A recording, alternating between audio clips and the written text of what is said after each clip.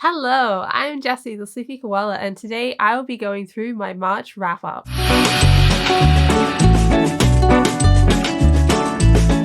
I don't know about anyone else, but do you ever have those weeks where you're just anxious about everything and just like this tiny ball of anxiety and it just affects everything in your life? Because I know what that's like and I would like it to stop now, please. Stop it! Stop it? Yes, S-T-O-P, new word, I-T. Welcome back. To those of you who are new here, welcome. To those of you who are returning, welcome back. If you like what I do here, don't forget to like this video and subscribe to my channel to get more content from me going forward. Also, don't forget to add some comments down below. I'd love to know your thoughts on the books that I'm going to bring up today and like whether you like them, whether you want to read them. Let me know what you think. March was a very good reading month for me. I got through quite a few books, several of them which were really big, and I'm quite proud of myself for it. Jumping straight in, we have the Greenbone Saga trilogy. I was able to get through all three of these books. I did technically finish Jade Legacy just at the start of April, but I finished it before I was filming this video, so I'm just going to put it in this video and keep the trilogy together as a set. This was an interesting trilogy. I started off just a little bit lukewarm on it, but by the end of it, I was really enjoying myself and really enjoying these books. So even though I wouldn't say the trilogy as a whole was a 5-star for me, which is what I thought it was going to be in my 5-star predictions video, I would still definitely say this was a really good series and I would definitely reread it in the future. Greenbone Saga follows the Carl family as they navigate life in Janloon, the major city on the island of Kekon. These books look at the feuds that the Carl family, who are known as the No Peak clan, have with the Mountain clan run by the 8 fam. Our three main characters, Lan, Shay, and Hilo, each have different roles within the clan, with Lan being the leader of the clan, known as the Pillar, and Hilo being the Horn, or the military leader of the clan. Shay, at the beginning of the books, has just returned from Espia, where she's been studying a business degree for several years. These books really look at the interpersonal connections between our three main characters, as well as the other characters in the book, including the Make family and Andon, the adopted cousin of the Carl family. The world building in these books is pretty fascinating. This is an urban fantasy book, but is also high fantasy and set in its own world. There are definitely analogies that you can draw between the world within the Greenbone Saga and our real life world based on just the different cultures that turn up in these books, but it is still a high fantasy in and of itself. In these books, there is a special jade substance that allows people to have special powers. However, not everyone is capable of accessing these powers without consequence, with a lot of people not having the correct immunity to jade that will stop them from getting what is known as the itches and going crazy. I really enjoyed the way that jade is used in these books. There is definitely a lot about how it is used in terms of fighting, but we also get other uses of it, such as how it could be used in medicine, which I found really interesting. There's a scene in the 3rd book, but just to be clear, this isn't a spoiler, where deflection, one of the powers, is used to divert water from a fire hydrant, and I thought that was really cool and really interesting. So I would definitely say that these books have fantastic world building in them and I really enjoyed it. But to talk about each of these books individually, book number 1 was the one that I wasn't sure about. I wouldn't say it was my least favorite book, but it was the one where I was disappointed. I was a bit let down by the book in general, just because it was hyped up so much and I was expecting so much from this book, and it was just kind of fine. And I liked it, but it was just kind of fine. I didn't have a lot of the emotional connection to the characters that I think you really need to fully be invested in both this book and the future book. So I definitely consumed the book from a step back from being fully invested. This is definitely a setup book, which does a lot of work with the characters and also a lot of world building. The character I connected most to in this book was Andon, and I thought he was a really interesting character. As well as this, I thought that his storyline was really thrilling and I really liked what happened at the end of his plot arc in this book. However, I did expect it to go in a very different direction, so there we go. I was really expecting one thing and we got another, so That was cool. Jade War sees a massive expansion of the world that we are in, and there's a lot more to do with the other countries that are also in this world. Specifically the country of Espia, which we were introduced to in the first book in terms of Shay going there to study, but also the countries of Shotar and Otoko. Of all the books, this was my least favorite, as I just found there was a lot of setup in this book and it started bogging down the plot at a point. There were just too many plot threads that were open, and trying to juggle all of them just felt like so much of a hassle and so much of a chore. So I would say that this was my least favorite of the 3 books, but there were a lot of things in it that it did really well, particularly the passage of time. And this is something that Fonda Lee did in all 3 of these books, is she does really well at showing when time is passing and showing that people are moving on, growing up, and changing. It's really easy to accidentally create a passage of time where characters don't change, or where it doesn't feel like time has passed but it has, and then you realize it has and it just gets really confusing. Fonda Lee does really well at showing the passage of time and the consequences of it.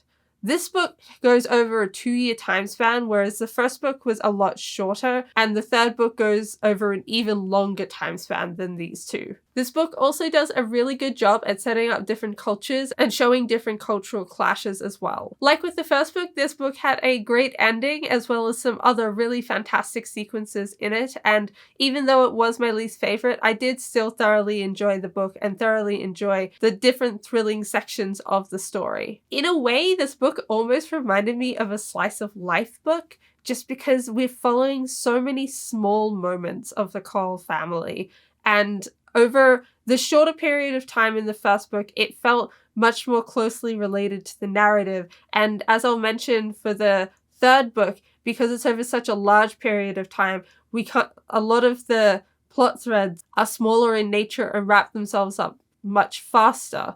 Whereas this book had so many open plot threads, but also looked at so many small, slices of life that it felt like a slice of life book, which I just was really intrigued by. The final book I thought was fantastic. I definitely rated this one 5-star.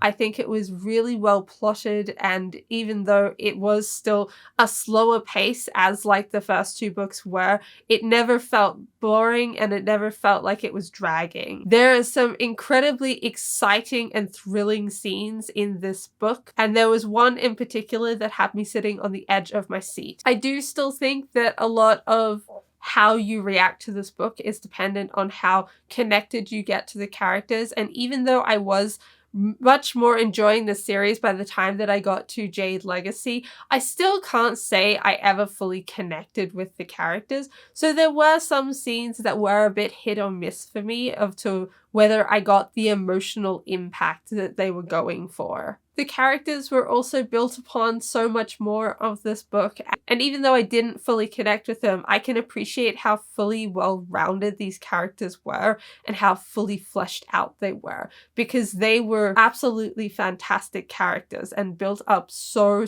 well. They were also really good morally grey characters. There are multiple times in this book where I had to sit back and really stop and think about just how bad some of the actions they take actually are, and how they're really not good people, but they are really compelling protagonists either way, and they are really enjoyable to read.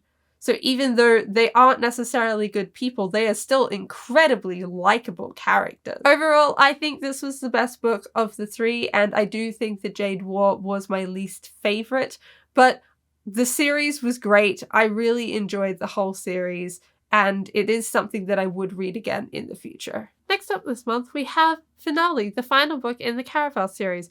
I was reading this at the end of February and finished it up right at the beginning of March, so it's been a couple of weeks since I finished it now. I did really like this book. I do think it was the weakest of the 3. There's really not much I can say about the plot of this book, just because it is the 3rd book. But this book, unlike the first 2 books, is a dual viewpoint book. I did find the plot at some points to be a bit convoluted, but I also didn't really care, just just because the entire book was so much fun. However, I did find that this book had less structure than the first two books. I think that is just because of the nature of the first two books and this book being set up slightly differently. There were a couple of things that I didn't like about this book, so I will transition now into spoilers just so I can talk about those things in particular. So if you don't want spoilers for the last book of the Caravel series, or really maybe the whole Caravel series, I don't know, there might be spoilers for other books. Maybe jump out now, jump to the next timestamp, and then continue on from there. So there is the dumbest, most convoluted plot point in this book where Scarlet is being set up with the Count into this love triangle with the Count and Julian, where they're doing this macho bro type exercise of having to try and win Scarlet.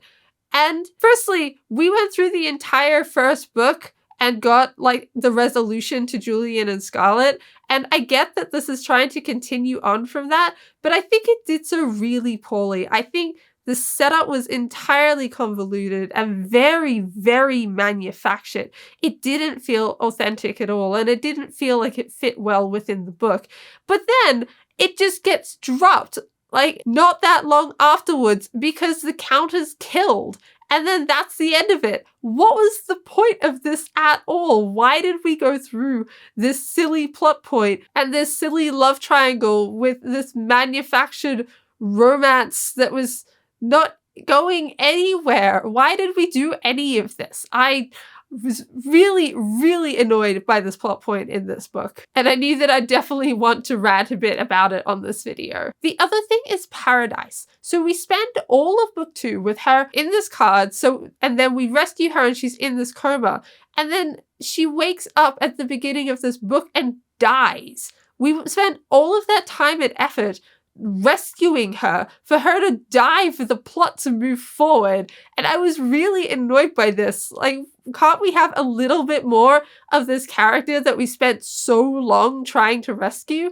And I get that her death is a major motivation for Donatella's story, but it just seemed a bit silly that we spent so much time rescuing a character just for them to die afterwards. So that was the other thing that I was annoyed about with this book. Seeing as I'm in spoilers, I just want to say that Jax was fantastic, as he was in the second book as well. He is fun, he is villainous, he is just like that sexy villain, and he does it very well. And I really enjoyed all of his machinations in this book and all of the tricks that he plays on Donatella. It was just such a good relationship between them, and I thought that this book explored it really well. And I also think that the love triangle between Jax, Donatella, and Legend was done really well, and I really liked it. I'm not much of a love triangle person. I don't think many people actually are, but I had so much fun with this love triangle in this book. And I think it's because it was clear to me Donatella would end up with Legend somehow. Like, that's how it was going to go. Jax was never really going to get in the way. He was just going to cause chaos along the way. And I think that worked really well in this love triangle type situation that we had. Next up, we have got the book Neon Gods by Katee Roberts. I enjoyed this book, but I was also kind of disappointed by it. I thought I would like it a lot more than I did. But in the end, it was just kind of an okay read. Neon Gods is a Hades and Persephone retelling in the modern day, where we start with Persephone being married off to Zeus, and she is not very okay with this, so she decides to run away, and she runs across the river Styx to the underworld and runs into Hades, and our plot goes from there. They end up striking a bargain to try and get Persephone out of this marriage with Zeus, and along the way get to know each other quite well. I'm going to eventually finally put out a reading vlog for this book and A Touch of Darkness.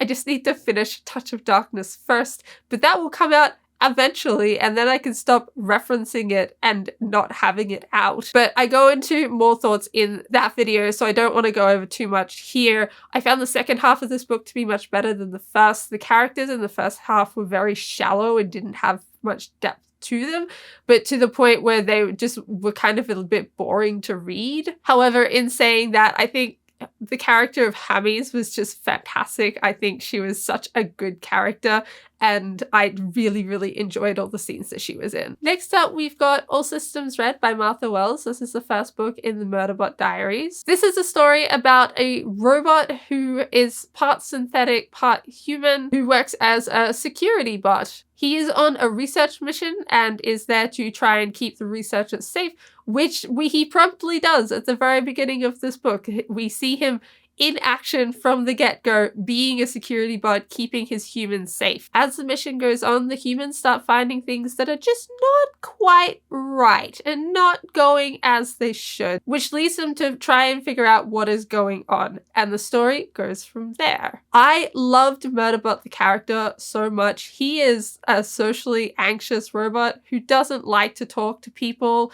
and doesn't like to interact in general. As someone who has got quite a lot of social anxiety, I can relate to this so much, and there were several scenes in this book where I felt so uncomfortable because, about to call him Mbot, that's the wrong robot, because Murderbot was so uncomfortable, and it was just written really well.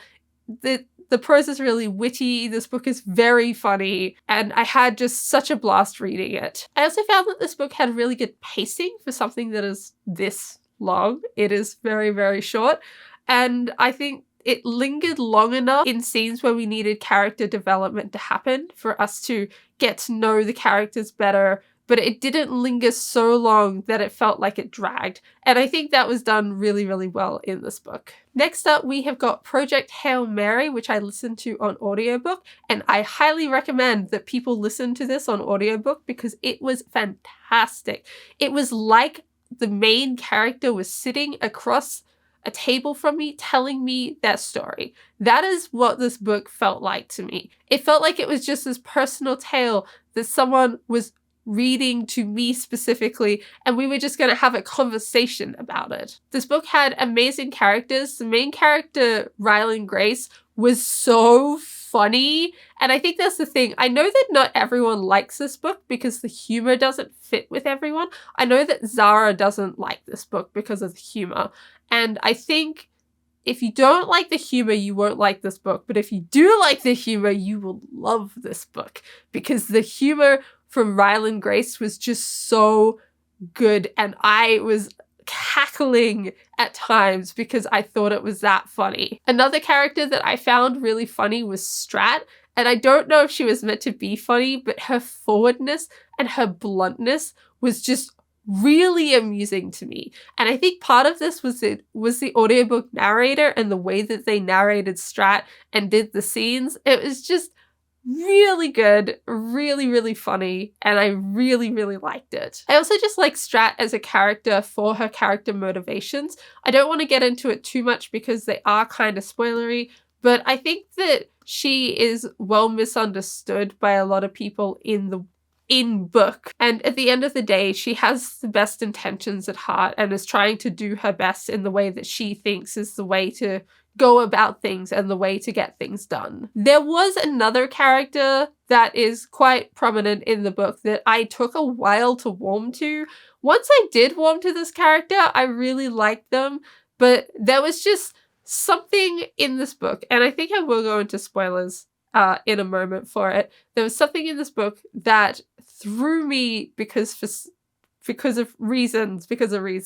But before I go into spoilers, I'll finish the non-spoiler section. And going on from that, the way the plot was set up with the current day and with the flashbacks was really well done. And I think we got just enough in each flashback to start piecing things together. So it felt like we were moving forward, and it didn't feel frustrating that I didn't have the entire plot or I didn't know what was going on, because I was getting just enough at each point that we got a flashback to be able to move forward with the story. Another thing that I loved about this book was all the science in it. As someone who has a science background, I really appreciated it and really enjoyed following along all of the bits of science, even the bits that I didn't understand, which honestly, a lot of it was still physicsy, and I'm not a physics person, I'm a biology person. So the physics of it all kind of went over my head, but it was still really cool to get a book with so much science in it. And a cool thing that I learned from watching things on YouTube is Hank Green actually corrected something that was in the book that was wrong. And I just think that's really funny. Okay, time to go into a spoiler section for this book as well. So if you don't want Project Hail Mary spoilers, jump to the next section. I'll continue talking to you there. Okay, so I don't know why, and this is totally on me, but I didn't realize this was going to be an alien book. I was not expecting that. I knew that it was out in space, and I knew that they were going to a different galaxy, or I kind of figured that out as we were going along, but I never realized that actual, like, little green men aliens were going to turn up. And they even make the joke in the book that the first life they find is not little green men in a spaceship. It's these amoeba bacteria type creatures instead. But yet, then we still get the little green man in a spaceship. And I didn't like that to begin with. It grew on me and I liked it more as the book went on. But when Rocky first shows up, I didn't like it. I was not pleased by this. I didn't like that after all of this, we were getting the little green man. Even though Rocky is not actually a little green man, but you get the idea. The sapient life form that turns up on their own spaceship. But Rocky did grow on me, and by the end of the book, I was on board with what the plot was going for and where the narrative was going.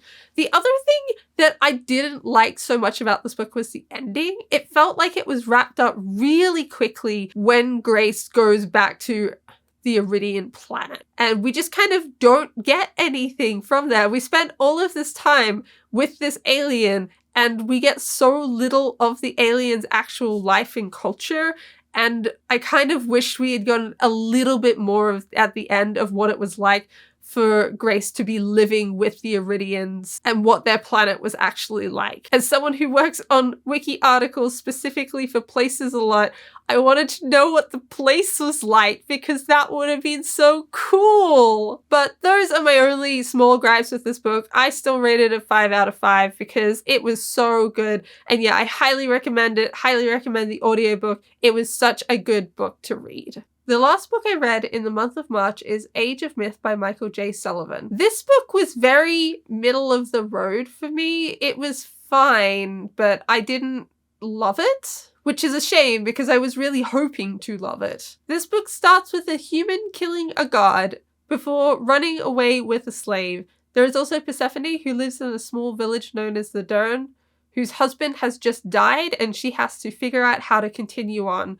And lastly, we have the race of the Frey, a mythical race where some of the Frey have powers and some of them don't. The thing that shone about this story were the characters. I really enjoyed Persephone. I loved Rafe though it took me a little while to get there, and I loved Suri. Suri was probably the standout character of this book. I did find the villain in this book to be very two-dimensional and reminded me a lot of Jafar, with his being very obviously evil and nobody says anything about how he's very obviously evil. There was also a character, Gregor, a giant, who was just so sweet, and I loved him from the moment he came on screen. I did quite like the world building with the Frey. I still don't understand much about their powers or about their societal setup, but it seemed interesting and I did want to know more, even though we didn't really get that in this book. I think the one other thing is on the cover of this book is a giant tree, and there is a tree that is referenced in the book, but we don't do anything about the tree. We don't do anything with the tree, and I was really expecting something and didn't realize that the cover art was just kind of generic cover art. So that's another complaint I had about this book. I don't know if I want to continue on with this series. I like sort of do, but sort of don't. So I've kind of put off the second book for now and I'm reading other things, but might come back to it. I do think I still want to try the Riyria Chronicles sometime soon. I actually just found the second book in a secondhand shop. I need to find the first one still, but now I've got the second one. And I do think that I will give that a go sometime in the future. And I might continue on with this series as well. I'll just have to see. So that is everything. That is all of the books that I read in the month of March. I hope you have enjoyed this video and I hope you have enjoyed my thoughts on all of these books. Let me know your thoughts on all of these books down in the comments. I'd love to have more of a conversation and a chat. But other than that, like, comment, and subscribe, and I will see you all next time. Bye!